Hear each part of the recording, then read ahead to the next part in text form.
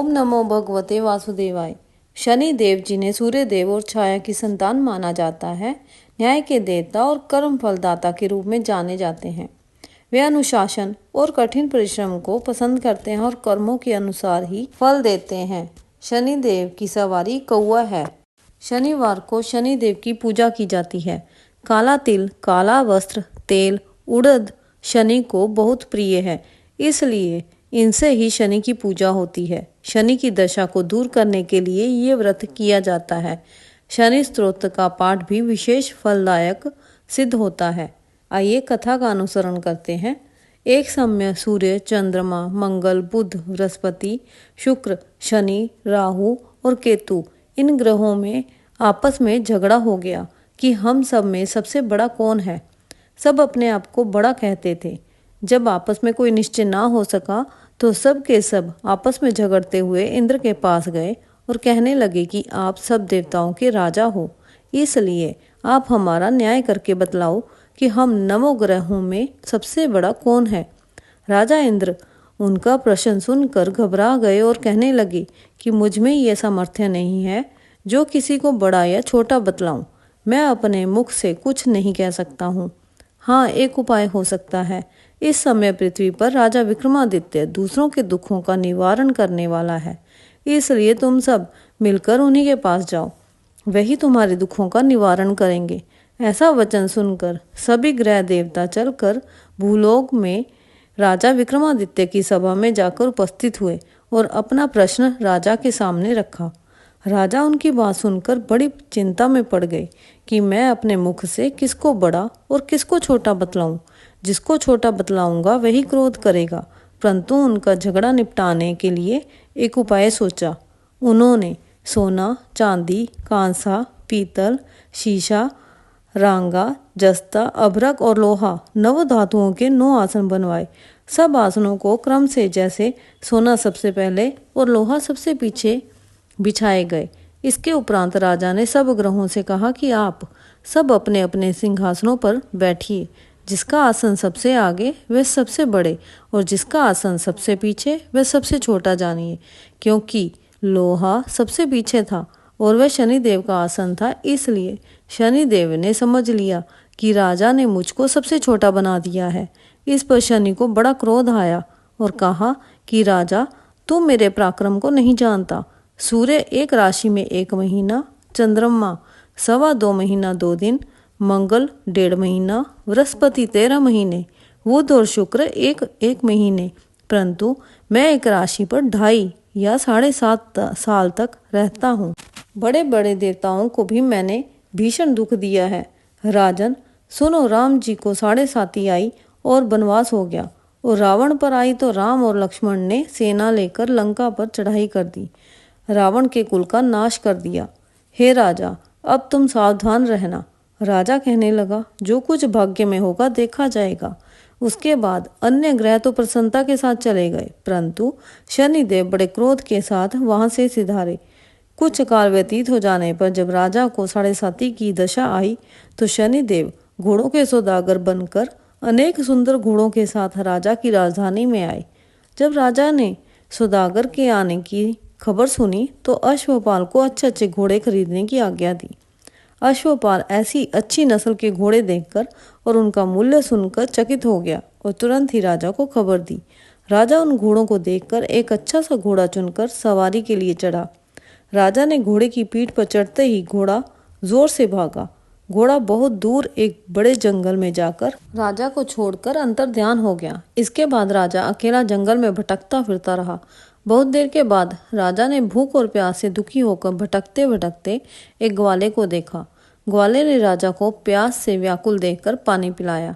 राजा की उंगली में एक अंगूठी थी, उसे निकालकर प्रसन्नता के साथ ग्वाले को दे दिया और शहर की ओर चल दिया।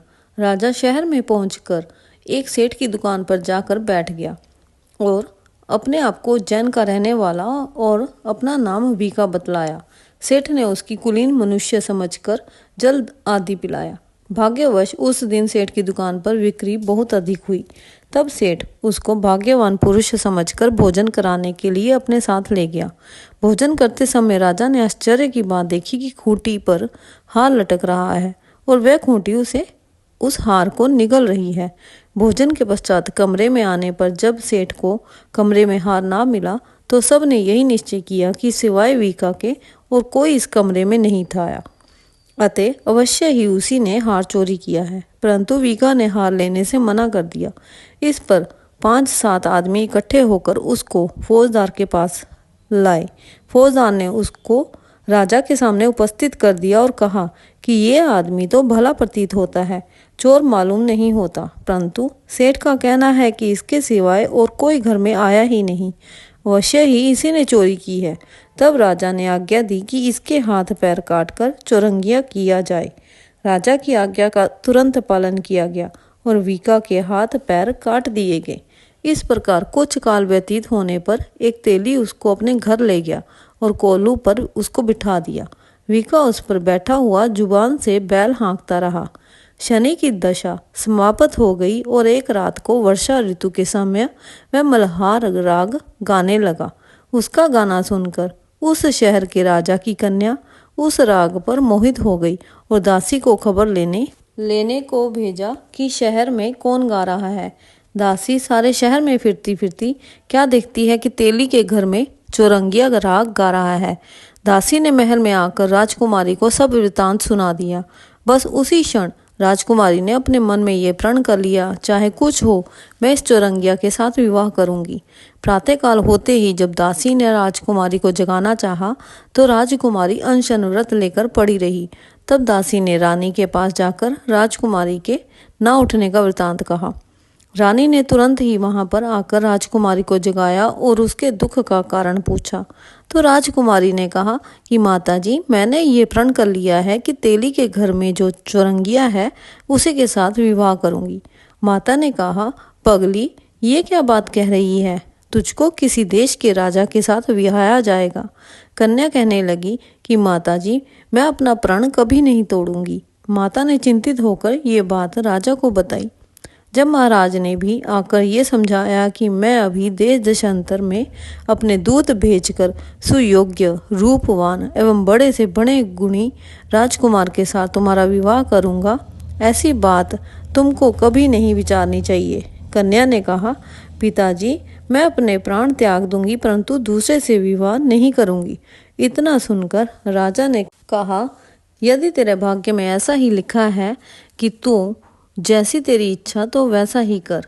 राजा ने तेली को बुलाकर कहा कि तेरे घर में जो चौरंगिया है उसके साथ मैं अपनी कन्या का विवाह करना चाहता हूँ। तेली ने कहा कि ये कैसे हो सकता है? कहाँ आप हमारे राजा और कहाँ मैं एक नीच तेली। परंतु राजा ने कहा कि भाग्य लिखे को कोई टाल नहीं सकता, अपने घर जा कर विवाह की तैयारी करो। राजा ने उसी समय तोरण और वंदनवार लगवा कर अपनी राजकुमारी का विवाह चौरंगिया बना विक्रमादित्य के साथ कर दिया। रात्रि को जब विक्रमादित्य और राजकुमारी महल में सोए तो आधी रात के समय शनिदेव ने विक्रमादित्य को स्वप्न दिया कि राजा, कहो मुझको छोटा बतलाकर तुमने कितना दुख उठाया। राजा ने क्षमा मांगी। शनिदेव ने प्रसन्न होकर विक्रमादित्य को हाथ पैर दिए। तब राजा ने कहा, महाराज, मेरी प्रार्थना स्वीकार करें कि जैसा दुख आपने मुझे सौंपा ऐसा और किसी को न दें। शनिदेव ने कहा कि तुम्हारी ये प्रार्थना स्वीकार है। जो मनुष्य मेरी कथा को सुनेगा या कहेगा उसको मेरी दशा में कभी किसी प्रकार का दुख नहीं होगा और जो नित्य ही मेरा ध्यान करेगा या चींटियों को भोजन डालेगा उसके सब मनोरथ पूर्ण होंगे। इतना कहकर शनिदेव अपने धाम को चले गए। राजकुमारी की आंख खुली और उसने राजा के हाथ पांव सही सलामत देखे तो आश्चर्य को प्राप्त हुई। उसको देखकर राजा ने अपना समस्त हाल कहा कि मैं उज्जैन का राजा विक्रमादित्य हूँ। ये सुनकर राजकुमारी अत्यंत प्रसन्न हुई। प्रातःकाल राजकुमारी से उसकी सखियों ने पूछा तो उसने अपने पति का समस्त वृत्तांत कह सुनाया।